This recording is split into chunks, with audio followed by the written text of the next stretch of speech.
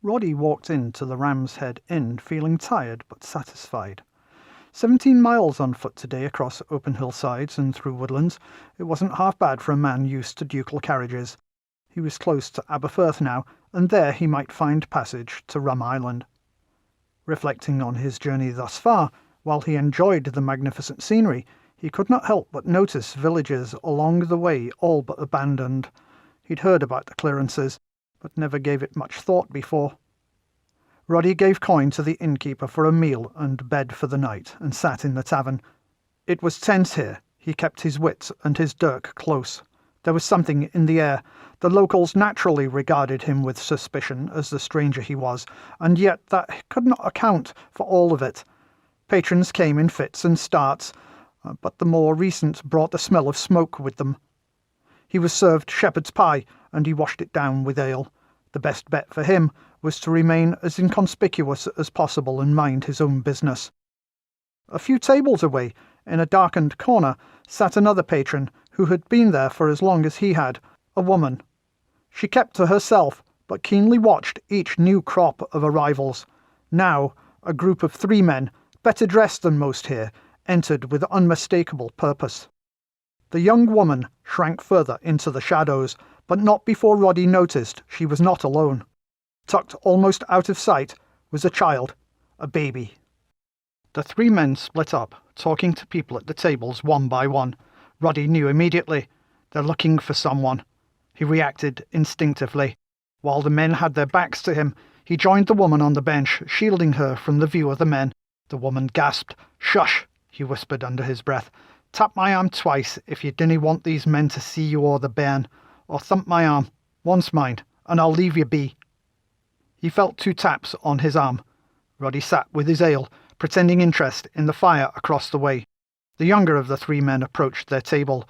Roddy pretended to ignore him. What he couldn't ignore was the trembling fear of the woman beside him. "We're looking for a woman," the young man declared. Roddy looked up and smiled. "Well, a tavern is a good place to find yourself one." "No," the man sneered.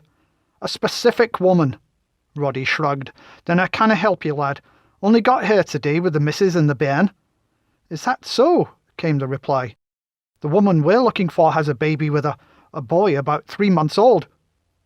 Roddy invested every word of his response to the man with the pride of a new father. "You ought to look here, son.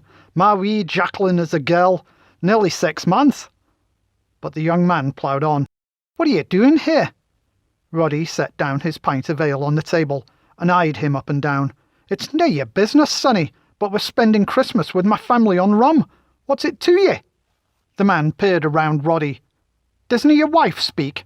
Roddy stood up, using his size to intimidate and to make sure the young woman remained hidden. "I speak for my family. Are you saying my words nae good enough, you grubby little whelp?" The young man fell back a step and wisely moved on. Roddy sat back down, hiding a sigh of relief. "Thank you."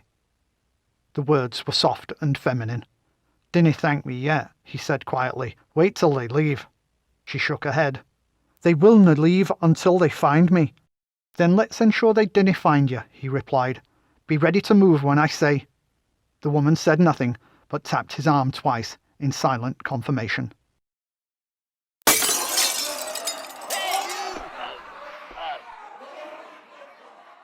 Less than a minute later, a fight broke out between 4 men, a not surprising development considering the tension in the tavern had been ramped up even higher by the arrival of the 3 men looking for the woman.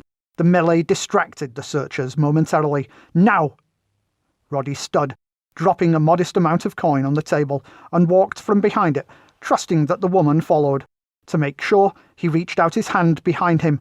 She took it and gripped tight as he led her out into the night. He caught one good glimpse of her in the light of the lamp at the door. Red hair gleamed and blue eyes stared up at him.